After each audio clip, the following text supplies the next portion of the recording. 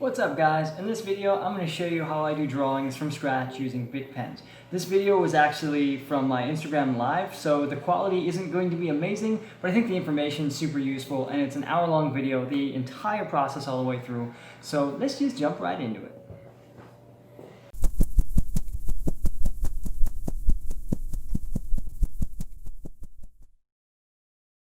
So I get a lot of questions about how I do some of the pen drawings, and I thought it'd be good to just do a reasonably quick demo. I don't really know. And I had a million ideas of what I wanted to draw, of course. And for once, I didn't ask anybody else what I should draw. I just decided I would come up with something on the spot. And of course, if you're new to the videos, turn the phone sideways. It shouldn't rotate. It's just my preferred way to do these since I draw long lines. They're cars after all. So I'm just going to go ahead and start sketching something, and I'll just kind of word in the process a little bit. But certainly if you have any questions, feel free to ask. I can see my phone, so I'll try to read up as much as I can. So I guess the first thing to kind of mention about sketching with pens anyways is I actually use two different kinds. So I've got a Bic here, which is just like a normal Bic pen, and then a Pentel pen, and the difference literally is the size of the tip. So I'm going to sketch in the one that's actually finer. It actually says fine on it, but you can get these in fine, medium, and other sizes. But I like that this one's a little bolder, and I like that this one's a little finer, so I can do really loose sketch with this one. Sorry, that's my other phone making noises. So I can do a better loose sketch with this one, because the lines are a little bit finer. And apparently, yeah, there we go. All right. So I'm just going to jump right in, and I'll try to square this thing up as I go. I'm going to try to go through something reasonably quick, and I'll try to cover as much as I think may or may not be important as I'm going. So I'm just freehanding everything, and of course, naturally people always ask why I would want to sketch in pen anyways. You can't erase any of your marks, and that's true, you can't, but that's one of the things that I actually like about it. You're much more stuck with all your problems than what you start out with, and that's okay.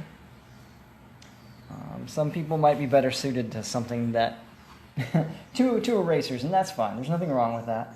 It's just not my thing. I like that a good pen sketch shows the entire process from beginning to end of what an artist did, or a designer for that matter, to get all the way to the end. So there's just a little bit more underneath. Like you'll see towards the end, once there's some line weights in it, and otherwise you'll be able to tell that there's a sketch underneath, and then there's final line weights over top. So yeah, sorry, that's a bit of a mouthful to explain why, but it's true. So what I'm actually sketching here is a Ferrari 275. I've always really liked these cars, and usually when I'm going to do demo drawings, I'll see what you guys want a drawing, like what would you want to see, and I always get some really good answers, but ultimately I end up hanging on to most of my drawings, so it makes more sense to me to draw something that I'll get to be able to enjoy having hung around. We didn't have the right amount of coffee today for something like this. But anyway, so I'm just using a pen to loosely put everything in place. I'm sketching as lightly as I can. Using a nice smooth paper helps big time. And the other thing that I'm doing is I'm drawing straight into pad, so you can see that I'm pressing straight into a million sheets of paper, which doesn't sound like a good idea, because technically you're damaging all the other pieces of paper underneath. Yes, if I have the means, I'll go ahead and pick up a 275. You've got it, Herbie. But anyways, so the reason I actually like to sketch in pad versus on a plate or something like that, something that has a firm backing, is because when you press into the paper and the surfaces underneath that are softer actually give you a lot more room to make line weights, which will be more prominent in the end. But at the same time, it also allows for the light sketching to take place, which is important. So you can see I'm just starting to build proportions, and even if there's issues, I'm sketching so lightly, I can manage a good amount of problems with how light this particular sketch is.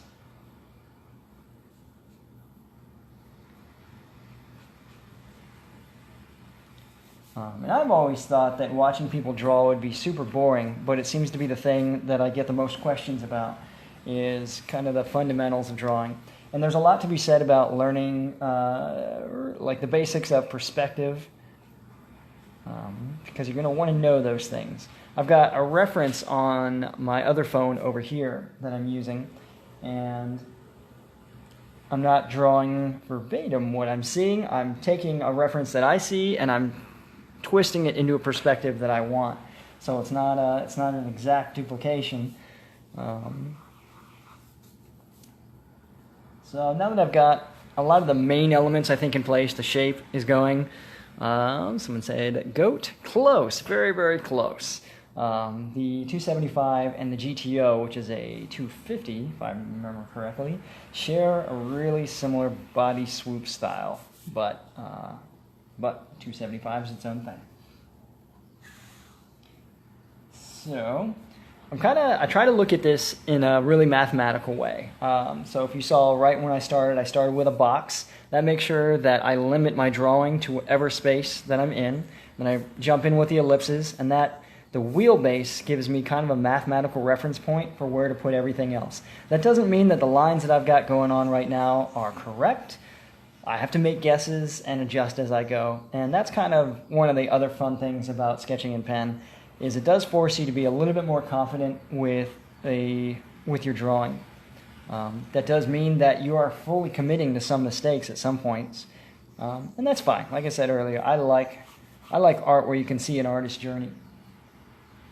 That doesn't mean that everybody else does. I'm sure there's plenty of people that don't want to buy artwork or otherwise that looks like somebody just did a bad job drawing. It's not always attractive, but something like this is a little bit more like drafting, a little bit more industrial design, I guess. So the approach and the end style is a little bit different, which is cool.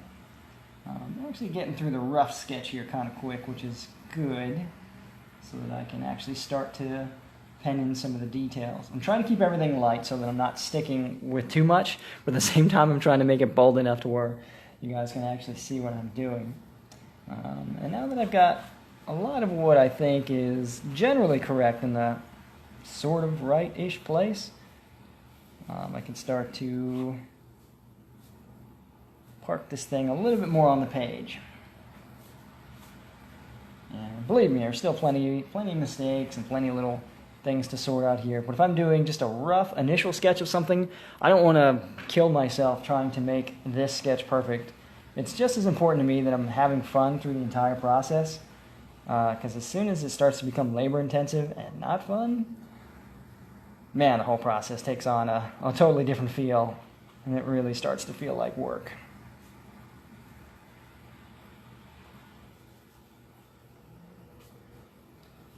Let's see, just kind of plotting in vents. So everything that I'm drawing, I'm kind of gridding out a little bit first. So I'm creating a box area, and then, like the vents here, there's 3 of them. So as long as I kind of stay within this framed space, I'll get the right number of them. And the headlights.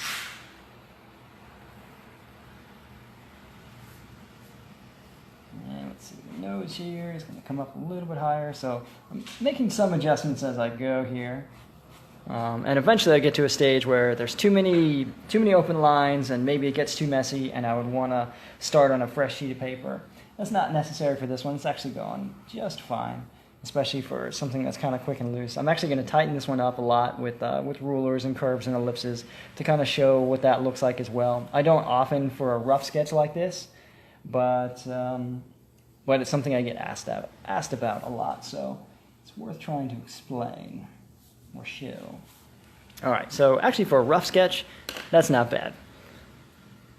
At least for where it's at. So I'm going to switch over to the actual Bic Pen and start to line weight. And I don't normally use rulers when I draw, but this perspective works for it. Actually, just realizing from one of my references here, I'm talking more than I'm paying attention to my reference, that got to get our vents off the side here, which there are 4 of, so we can divide that in half and then divide those in half. And I just need a basic starting ending point for that. I don't need to do full detail. Because I'm just, right now it's a sketch, I'm just placing items in place so that when I do the line weight, I'm not competing with this huge mess of line work. I want this initial sketch to be light so that it doesn't look like I had 3,000 attempts at every single line. So even if some of them are guesses that are bad, the next stage is still the opportunity to fix all these mistakes. So got the bigger pen here, and I'll just go ahead and start working these in. And I won't be super focused on line weights right away, but it is also an important part of the thing. And using the tools also can create just as many problems. So now I'm guessing, or hopefully finalizing and less guessing, but I'm doing it in a more rigid way. So if I make a finalized guess incorrectly, then it's a real problem. So I want to be pretty sure about where I'm headed with everything from here. And for anybody wondering, these guys right here, these are called ship's curves. They're like French curves, except bigger. And so they obviously have a much broader bite on the paper. And having drawn this car probably a million times, I can kind of jump through some of the areas a little bit quicker. Some of it I'm still going to freehand. Most of the time I do everything freehand anyways, because it has a better look to it. But because I get asked about how to make a nice clean final sketch, I'll just go ahead and use these tools, because it will look better, in all honesty. So it's not like I'm trying to avoid doing a good job or anything.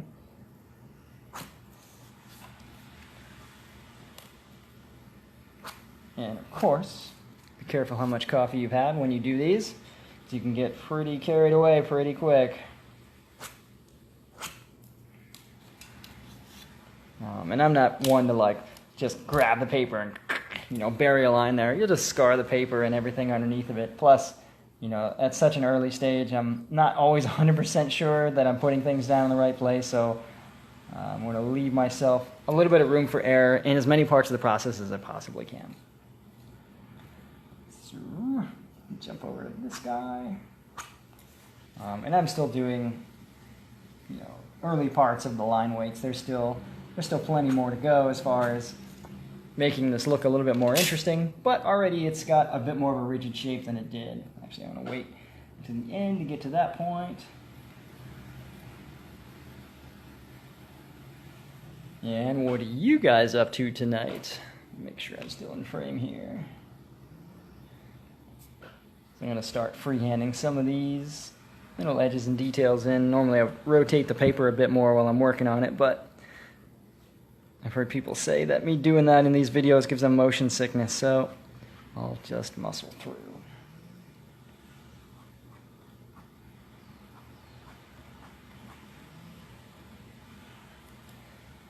So obviously what I'm doing is taking my base sketch and I'm just darkening, thickening up the lines for the stuff that I know that I want to keep. Some of the detail stuff, the really, really fine lines, I'll save to the end. But I want to make sure that some of these rigid shapes are right before I do too much else, because they kind of dictate if the perspective is correct, if the placement of other details is correct. So some of these bigger items like the windshield or the side glass, I want to make sure those are right before I do anything else, because the finer details depend on the larger details. So focus on those first.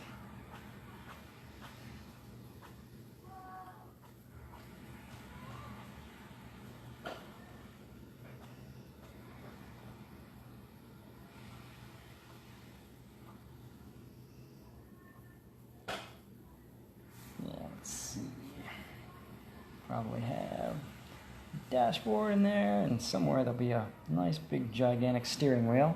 And I'll darken that up a little bit later. I'm going to kind of wait until I have some of these things together before I figure out how I'm going to do what.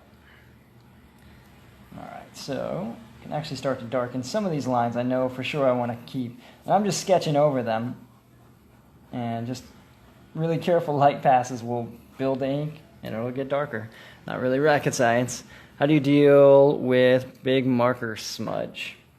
I think the best practice is to not smudge your markers, honestly. Bic marker sketch smear is what you're talking about. I do not have that issue. I'm always surprised when people say, Why would you draw in pen? The marker is just going to smear. Well, then you're using materials that are incompatible with each other, is what I would say.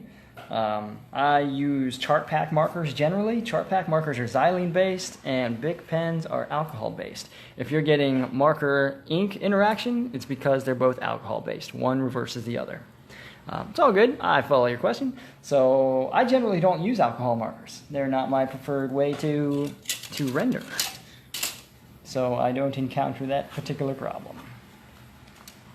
But if I did, I would say don't use Bic Pen to sketch. But I don't like drawing in pencil. I really can't stand the way pencil sketches look. Talk about smearing. All you're doing is smearing pencil lead everywhere. To me, is really unattractive. But everybody's different. That doesn't mean my answer is correct or anything like that. I like that a technical drawing is done in pen. This has, to me, I always say it has a little bit more soul to it. Try to get some of these front end shapes in here, and then I can start to deal with the other stuff. Now, true of a lot of car illustration, rendering, anything like that, the really interesting stuff starts to happen with like the wheels and the details. Those are the things that kind of unify everything. And that's a good reason to not mess around if you're not super competent in doing wheels freehand. Just get some ellipse tools. You know, they're done by size, by degree. It will save a lot of headache. The one thing I see a lot of art in a lot of renderings is wheels that aren't round. And man, talk about something that really takes your attention away. Oh, I hear somebody's doggo barking. It's going to activate my doggos. Let's just make sure. Since I'm doing something quick, I can make lots of extra markings on this thing and not be overly concerned. And one other thing that I did real quick right there is, even though I use the same degree ellipse front to back, this one's going to be one direction and this one's going to be another, and it'll kind of give a nice dive and sense of motion when it feels a little bit more complete. So actually I'm going to do the Fender Wells. If you hear that clicking, I'm sorry, that's one of my dogs walking around on the hardwood floor. I don't normally do videos out here, but the temperature's a little bit better out here. So I'm just going to freehand these real quick, and then I'll come back in and darken them. Lucy, go lay down. Go lay down. You're freaking everybody out. Alright, so while I'm here, I'm just going to go ahead and darken these a little bit while my dog is walking around. At least it's just one. Could be worse.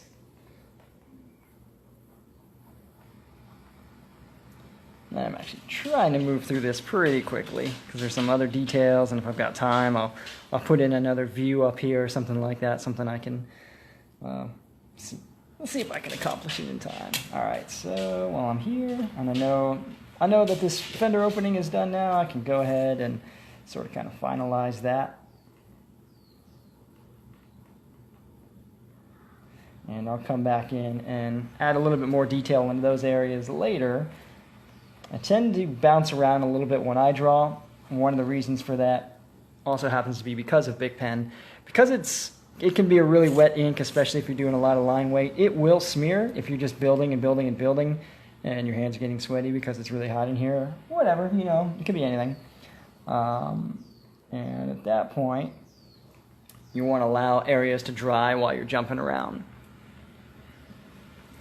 Somebody asking if it's an S30Z. This would be a 275. So close. All right, let's see. I'm actually going to grab the other pen, the Fine pen, again. Now that I have some firm lines that are clearly so bold that I cannot possibly erase them even if I wanted to, I can start to sketch in the final headlight shape here.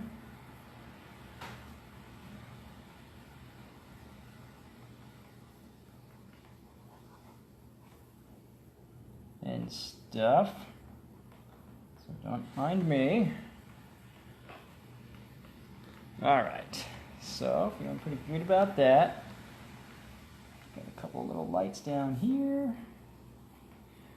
And okay, so the next thing that I want to do, I almost always leave an open end on the ellipses. I just think it looks a little bit cooler. Even if I use a ruler or tools to do some of these initial lines, I'm still going to come back in and line weight them by hand so that they just look a little bit more interesting. And if everything is super precise, it looks kind of boring to me. If everything's super messy, it looks kind of amateur. So somewhere in the middle, for me, is where I try to land. How many pens do you go through in a week? Not many. It's rare that I run out of ink. I'm actually surprised when I pick this one up. I'm like, man, that is pretty close to empty. So it will take quite a lot of effort. So lining up the ruler here, I know that I'm lining up with the bottom of the rocker, obviously, and this line would just be the bottom of the wheel. So we need some tire space, but I'm not actually going to draw the tires in. So I want to keep it sort of open. In my mind, I'm still doing this as a bit more of a technical drawing. So we have a little bit of space for imagination here.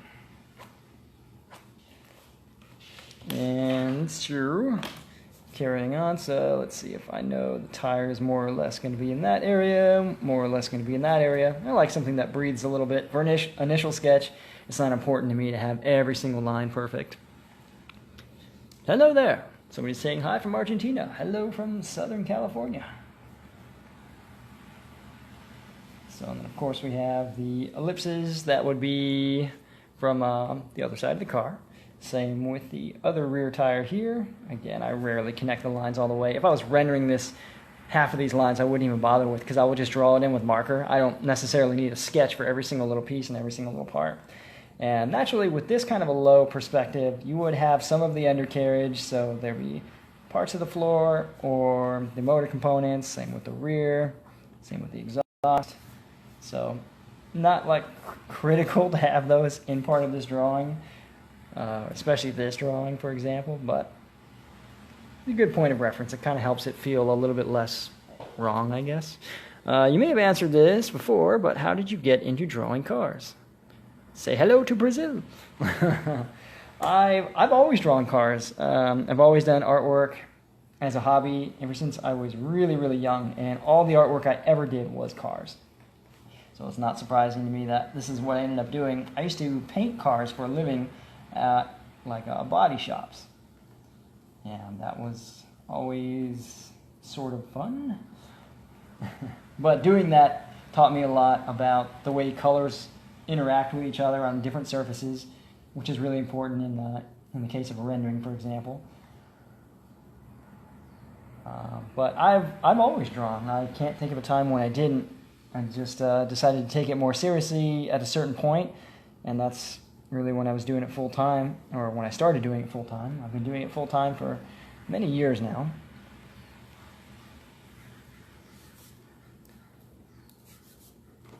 But of course, I grew up watching shows like Overhauling Rides, and so somebody like Chip Foose and Steve Stanford are huge inspirations, and being able to see them draw and see how they create things was a huge inspiration too. Hello from South Carolina. Hello, hello. Alright, so we're getting some of these more important details in here. You know, obviously, everything always starts out as a blank page, and you kind of cross your fingers a little bit, at least I do, when I'm drawing. Kind of go, I hope this one comes out good, but I've learned to be better about accepting when things don't go well and knowing when to stop and start over. And that's a big thing to learn as an artist, not to be too hard on yourself when something's not going well. I don't have, I'm not able to create perfect drawings every single day. Some days are stronger than others. So you just kind of go with the flow. Always hope that things will go well, but always have a plan for, how would you, it helps if you can see your mistakes, and then it's a little bit easier to remake something if you need to. Next, I'll jump into the wheels, and this will start to tidy up. Do you draw from memory or use references? Both. I like to memorize as much of a vehicle as possible because I don't enjoy looking back and forth at a reference. If I'm looking too much at a reference, then I'm not being creative enough, I don't think. But at the same time, I need to make sure that some of the critical details are in the right places. So a balance between them. I don't want to pretend I understand a vehicle and just make stuff up. Unless I'm doing some design work, that's not so bad. But I can't stand looking back and forth between references. If I don't have to, I won't. So I try to memorize as much as possible. How do you get such accurate proportions? That's a good question. I wouldn't say that this is exactly accurate. This is probably not bad, at least a good reference for how quick I'm trying to go. I would change things, certainly if I was going to do an overlay. That comes a lot with practice, and I think that's one of the stronger things that any artist can practice, especially if you're drawing from scratch. Not all artists do draw from scratch. I absolutely prefer to. And in that case, you are dealing with the math of a vehicle all the time. Proportions, perspective. Those are things that you don't even need to draw cars in order to appreciate and to know. For me, I can tell when something's wrong. I don't mind skewing a little bit. It gets a little bit weird when it's cartoony, and that's not really my jam. So getting a good sense for what feels accurate and what doesn't, that's a good time when you would want references, but I never replicate references. I draw an image, and then I'm going to change the perspective based on how I want to see it or what's important for a certain rendering or something like that. So if there's one thing I would recommend is really get a book on just perspective. That's fundamentals. And perspective can also be part of the math of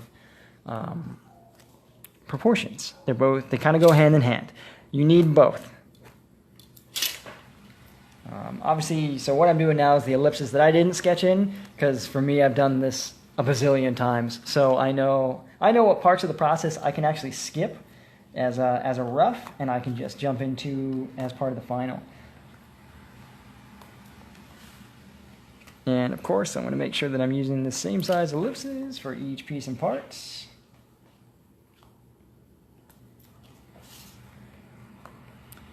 This can, of course, speed up the process a whole lot.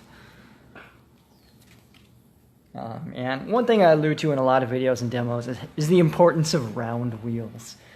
I can freehand and line weight wheels into a place where they work, but there's just nothing more precise than these. So if you're somebody that struggles with doing them freehand, don't let it be a hang up. Just get some ellipse tools and some of the types of what are these considered?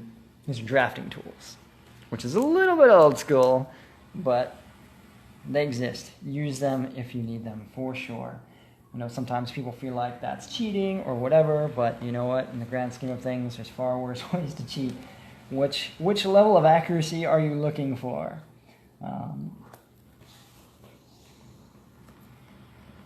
And there'll be certain elements that are just impossible anyways, so why bother just doing that? All right, so that's every little bit of the wheels minus the spokes. Spokes, just like anything, is a math. Just like perspective, proportion, where all these elements line up, whether they're correct or not correct in this particular drawing is a totally different story. But let's say something like spokes, and these are actually wire. These are a wire spoke. So I am going to switch back to the fine pen because I'm sketching again. So I'll just go back and forth, and I am totally going to fudge this. I'll slow down a little bit so I can explain what I'm doing. So I know that spokes have a general crossover pattern. So what I'll do is I'll just start doing the crosses, right? But I'm doing them in a 4-section here. I'm already doing the math of splitting the wheel up into sections. This is going to get skewed later because it should. Spokes aren't perfect when you don't look at them straight on. As soon as you change the perspective, they get weird because there's spokes on the back of the wheel and spokes on the front of the wheel, and they overlap. But I want to start with a general math first, and I want to do that freehand. I don't want to feel constrained. And then I'll build from that. And these are just general lines. I'm going to obviously line weight everything. Let me get the rear ones in, and then I can check the questions that I've got here. And again, something that I've done about a bazillion times, so it's not difficult for me to guess and be in the ballpark. That doesn't mean I'm going to be 100% accurate. I'll just get nearby. Currently studying automotive design. Do you have any process in your designing? Where do you take your inspiration? That is a very big question. I get inspiration from everywhere, obviously. I love all different types of cars. So I let everything be part of the inspiration towards what I'm doing. But yeah, that's such a that's a question for its own type of video. But you can get inspiration from anything. I follow tons of artists that I absolutely love, and not all of them are automotive artists. Some of them are just really amazing portrait artists. Some of them are cartoon comic book artists. So I pull inspiration from everything, and I've learned to not avoid anything. Just because I like a certain car or a certain style doesn't mean I want to see everything like that all the time, because then you just kind of exist in this bubble where everything is the same all the time. And I like variety. Sure, somebody who was watching this video at one point was like, hey, don't you do hot rod design for a living? Why are you drawing an Italian exotic car? Well, I love classic Ferraris. So they play a big inspiration in a lot of the stuff that I do. If I can sneak some Italian design in, I will. So, little bits of everything from everywhere. Alright, so, and thank you for the comment. So, there's the general spokes, just some quick line weight on them, and they look fairly balanced for just having, winged it the way that I did. So next, the background spokes are going to be a little bit offset of that, and I could just leave them this way because it looks kind of perfect and cool. Not perfect, but it's too perfect. And if it's perfect, that means we basically have to ruin it. It's tradition, really. So I'm being sort of methodical about how I'm ruining. I don't want to just take another set of spokes like this and clock them, because that still doesn't take into account perspective change, because these aren't perfectly flat wheels. They're offset. This is a 75-degree ellipse. So, and if you ever look at a wire wheel like that, it does start to look sort of random. The reality is it's not, but if we're doing an illustration, does the builder I work with care that I got the spokes 100% correct? Maybe. And if it's a one-off wheel that's being designed and cut, yeah, maybe they should be that picky. But if I'm trying to do this drawing in 30, 40 minutes or something, we got to figure out where we're going to save time. And while details isn't an area to save time necessarily, because some details are really critical, you got to figure out what to leave out.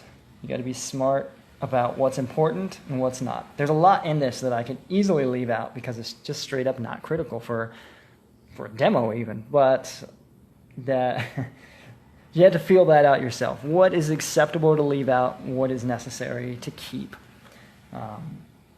Being that this particular body design, the 275 GTB, is so simplistic, I felt like, or I always feel like when I draw these, because I draw these quite a lot, is that these spokes is one of the most highly detailed parts of this entire car, which is a good thing. So it can draw your eyes a little bit. I could have gone for a simpler wheel design and just drawn something one-off, but because the body is so simplified, it's good to have something that kind of brings your attention around. And it doesn't always have to be the wheels. Obviously, different cars have different looks. I'd even thought about doing a rear or mid-engine truck drawing earlier. The truck obviously would be the simple part, and the engine would be the detail part. So massively, massively different. But it's nice to have kind of what I would call like a busy area, something that has a little bit of detail, because if it's too simplistic, if I just did the outlines of the ellipses, especially without any marker tone or any color, it doesn't look like anything's happening. So it seems a little bit boring, and it's not like amateur, but it starts to take on like a really rudimentary drawing. And it's not necessarily the outcome I want. So now I'm just freehanding in some of the grill teeth.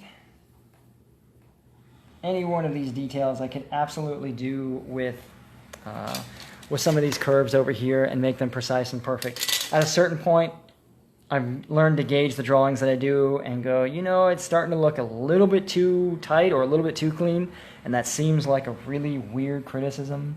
Like, wouldn't you want everything to be perfect and clean? Not me, not really, honestly. I like a little bit of flaw in the stuff that I do.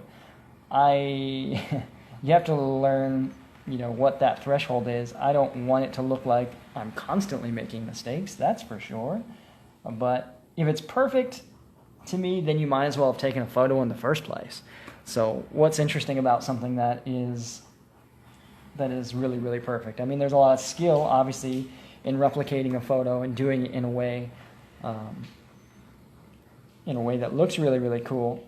But that's just not really my thing, which is why I prefer to draw from scratch, so that I can take either a vehicle or, you know, front end, headlights or something like that, and show it in a perspective, in a lighting way that isn't available in a photo somewhere, so that I know that I'm doing something unique, hopefully. So now I'm just starting to freehand some of these line weights, and what you may or may not be able to tell is as soon as you start line weighting things, at least more aggressively in the way that I am, you start to create points of focus, which is a good thing as long as you're not highlighting problem areas.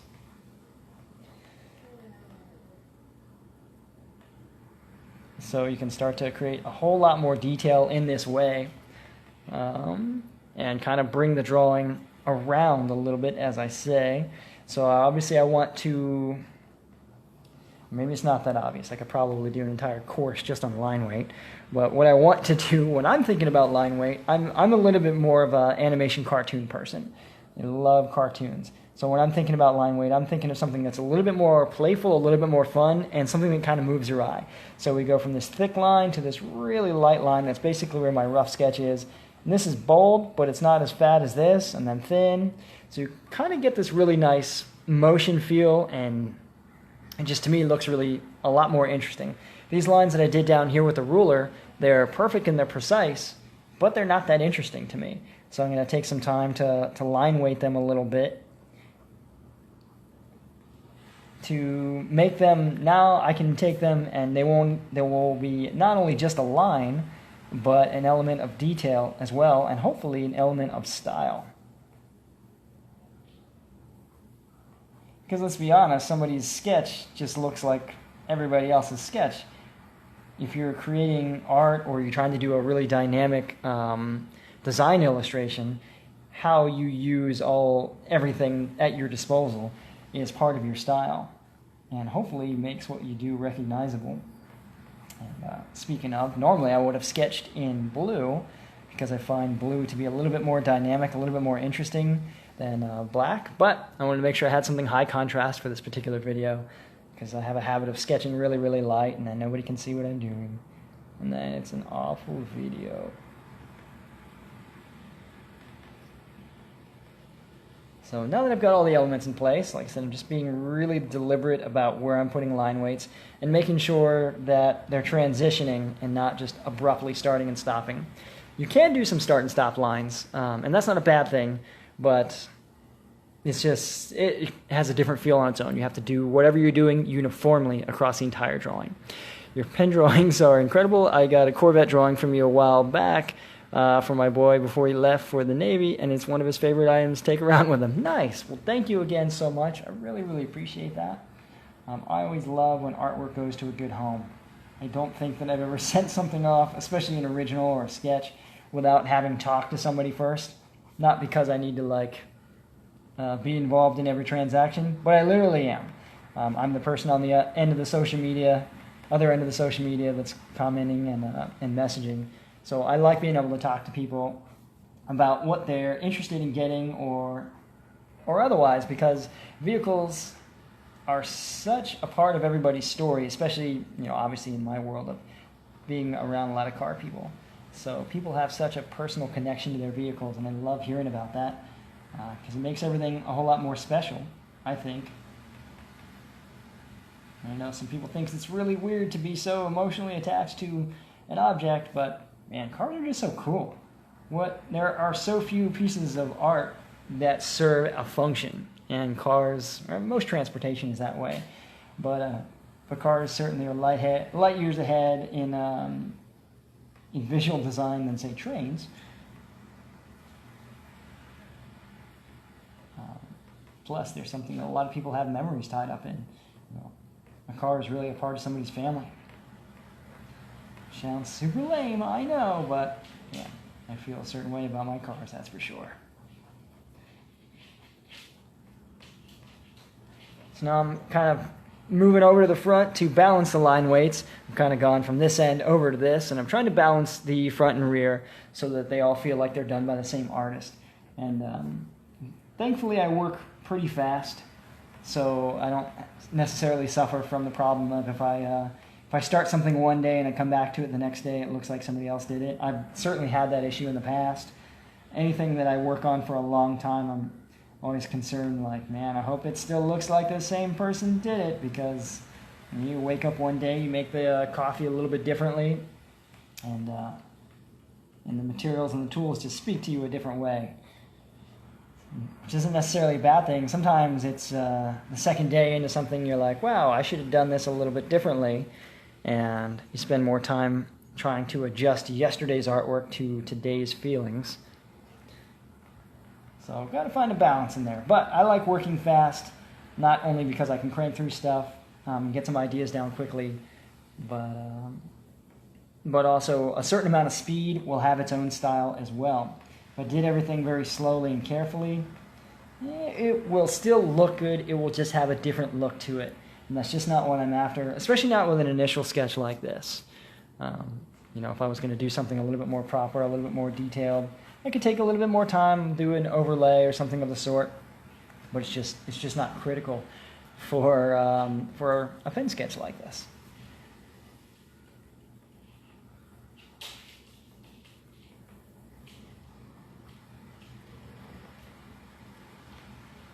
I tend to feather lines out towards the end so that the eye can draw a little bit closer to center. So I want to keep the thicker lines a little bit more central, a little bit closer, kind of as a point of focus, so that you can tell the distance between components a little bit. How about a 64 Datsun 1500 Roadster? Maybe next time. That's a cool idea. I'm here. I think I'm a few minutes late. Yes, you are quite a few minutes late. I think we're 45 minutes-ish in. I'm just kind of glancing at the clock here. So probably only have 10 or 15 minutes left before Instagram kicks me out. The videos are set up to only be 60 minutes long on Instagram Live, but I'm going to post it so it will stay, you're welcome to revert back to it and point out all the silly things that I said.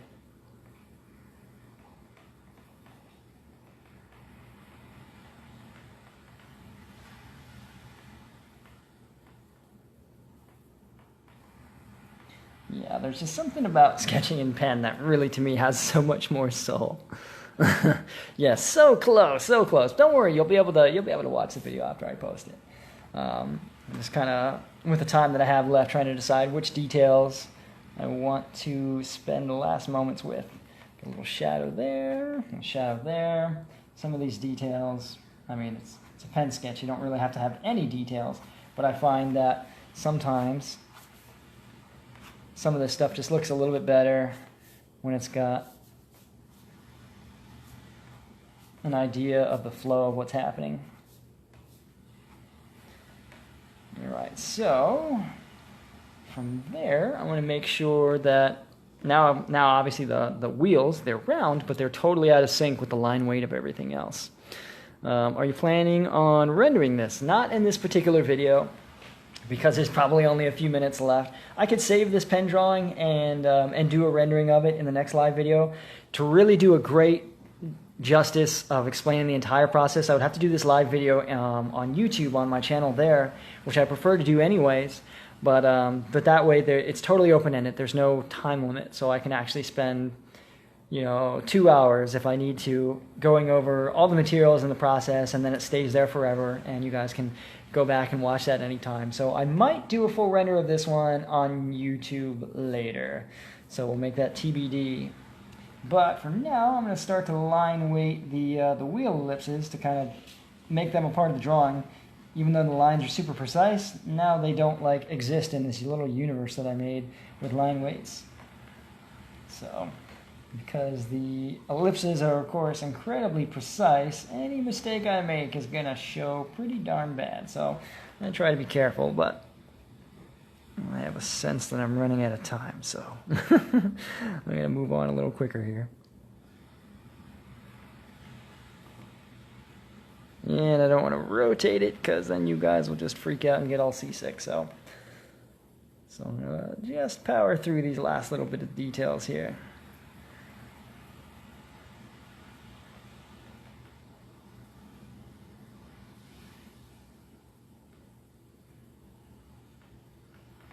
line weights can, of course, add depth as well. It just depends on where you put them, how you use them.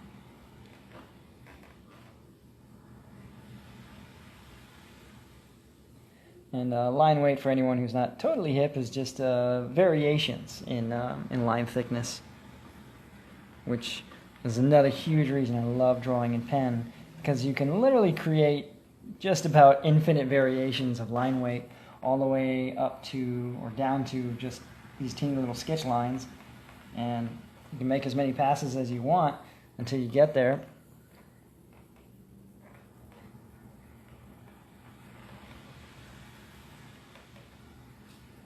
Hey, thanks very much. Thank you, thank you. And sometimes I'll do these like little circles or bars to kind of indicate what I'm thinking the direction of motion would be, as far as where the shine would be. Let's get a little bit more line weight in here to kind of centralize this a little bit. There would actually be a spinner on this. So in the final, if I was going to render this, I would do an overlay anyways to finalize some of the details, and then I could just sketch in a quick two-pronged spinner here real quick. It's not really that big a deal. Because I'm doing more line weights, I'm definitely getting some ink on the backside of my hand. I'm trying to work quickly. Don't know how much time we have left. Thank you. So I'm going to real quickly just line weight some of the pieces of these spokes. I don't want to line weight them all, because really it's just a sketch. It's just, we don't want to get that carried away. But we want to make sure that the dynamics of the entire drawing are present uniformly in the drawing. So don't want to get carried away, but don't want to leave anything out either.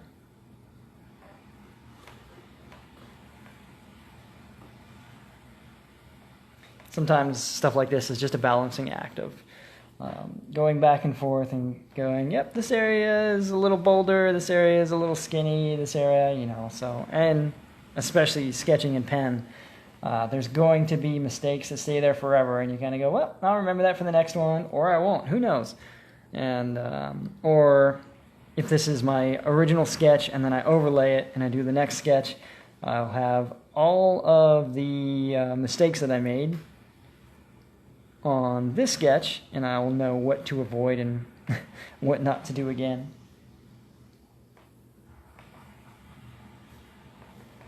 Yeah, let's see.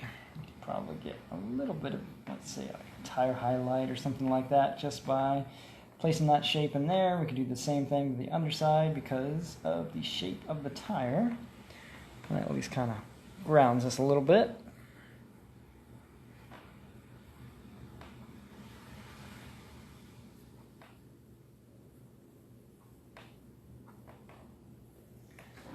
Let's see.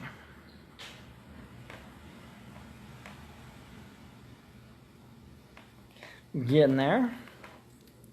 I was learning this at Academy of Arts of San Francisco, but couldn't afford to continue classes. Wow, very interesting. Industrial design of automotive. Well, that must have been fun. I actually never went to school for automotive art and design, so I was always curious the kind of stuff that they actually taught in those places, because I never got to go. Guess it worked out fine.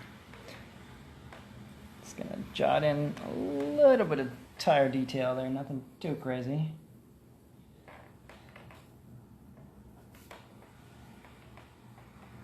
Just want to wrap this one up. I think I've only got a couple minutes left. I should have set a timer.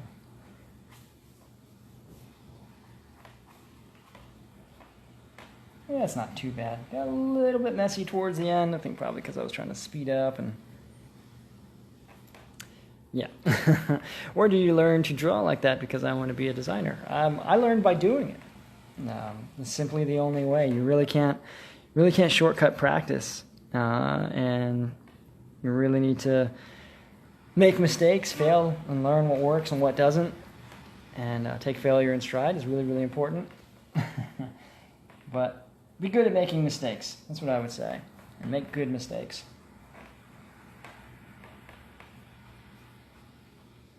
Yeah, I wish I had a little bit more time. I would just gray tone in here real quick. But it's pretty much it, minus some of the just little noodling I can do here. Everything else is either as ruined as it's going to be, or as it's all right as it's going to be. Everything, yeah, it's about where it would be for me to decide what would stay and what wouldn't. So yeah, this to me would be a good complete sketch. It's actually not bad. Good line weight. You know, if I've got a few minutes, maybe I'll take. It's got an open end on it.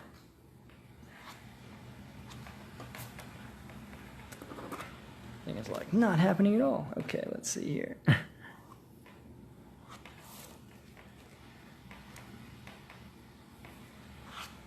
And I like to do these little background blocks, as long as it's not a painting. Painting, obviously, I would do end to end, but I like these little perspective blocks because what it does for me is create kind of a picture-in-picture look. You get a better sense of depth out of what's happening, just because the box can kind of centralize the drawing, but the car being outside of it kind of gives you a smaller sense of depth. Hey, thanks very much, Paula. I really appreciate it. I'm surprised that you're still watching. I feel like you were here all the way at the beginning.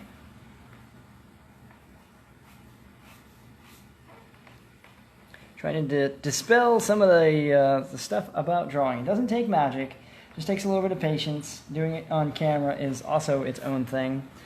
But yeah, otherwise, thank you for your time and showing this. Hey, you're very welcome, Kevin. Thank you for coming to check it out. Last thing I do, of course, is sign. That was pretty messy. I've been trying not to hit my face on the camera the whole time. And that means I've got really bad depth perception now. But that's it. That really wraps it up. I think that was pretty darn close to a solid hour. Yes. Okay. Well, cool. Well, thank you guys so much for coming to check this out. I really appreciate it. I will post this, and hopefully the video will stay, so that if there's anything that you can take away from it by watching it 10,000 more times, you are welcome to. You guys have a good night. Thank you again. I'll see you later.